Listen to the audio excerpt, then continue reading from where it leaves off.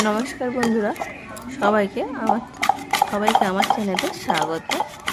আজ বানাবো কাঁচা আমের ঝুরি আচার।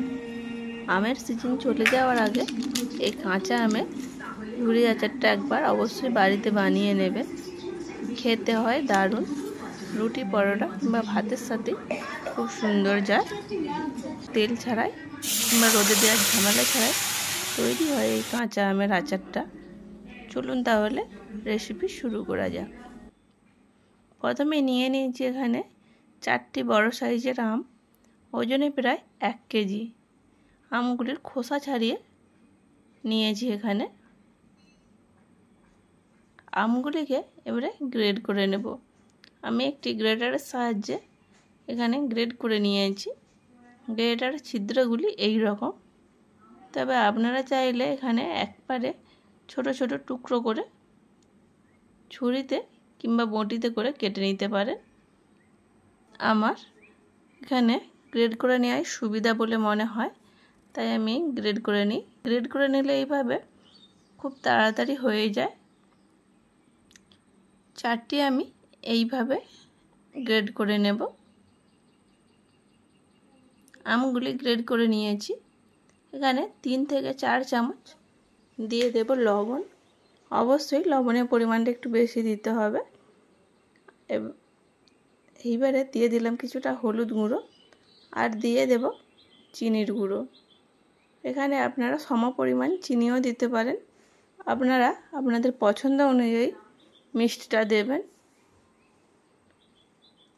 আমি এখানে খোসা আর আঁটি শুদ্ধ প্রায় 1 কেজি আম নিয়েছিলাম। 800 গ্রাম গুঁড়ো চিনি ব্যবহার করছি। গুঁড়ো চিনি ব্যবহার করলে খুব বেশিক্ষণ রেস্টে রাখতে হয় না। দিয়ে দিলাম 2 চামচ ভিনেগার। চিনিটা দেওয়ার সাথে সাথেই, যেহেতু লবণ দেওয়া হয়েছে, তাই আমটা সাথে সাথেই জল ছেড়ে দিয়েছে।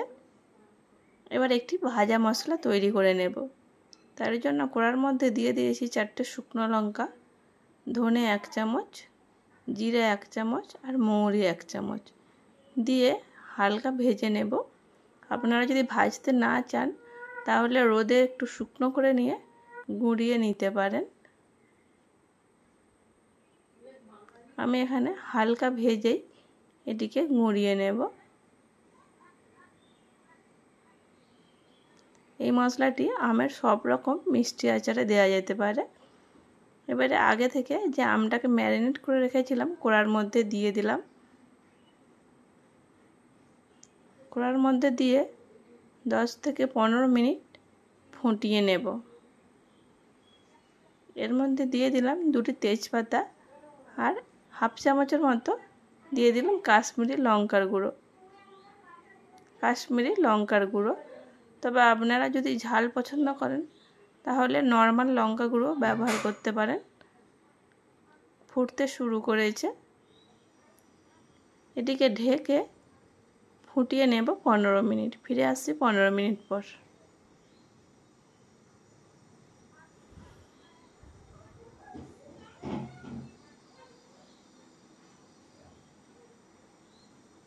পনেরো মিনিট পর আমটা পুরোপুরি সেদ্ধ হয়ে গিয়েছে আর কালারটিও কতটা সুন্দর এসেছে দেখুন বন্ধুরা। এবারে যে গোটা মশলাটি ভেজে রেখেছিলাম সেটাকেও গুঁড়িয়ে নিয়েছি। সেটা থেকে প্রায় 1 চামচের মতো দিয়ে দিলাম, দিয়ে মিশিয়ে নেব। খুব ভালো করে মিশিয়ে নেব।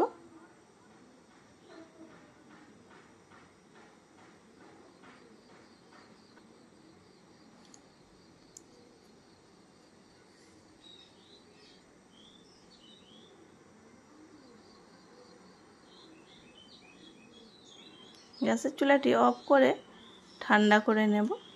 ঠান্ডা করে একটি বোলের মধ্যে নিয়ে নেব।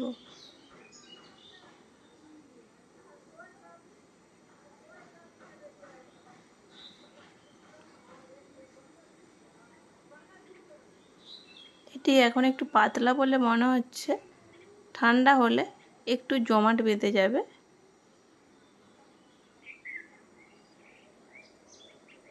দেখুন বন্ধুরা, ঠান্ডা হওয়ার পর কতটা জমাট বেঁধে গিয়েছে।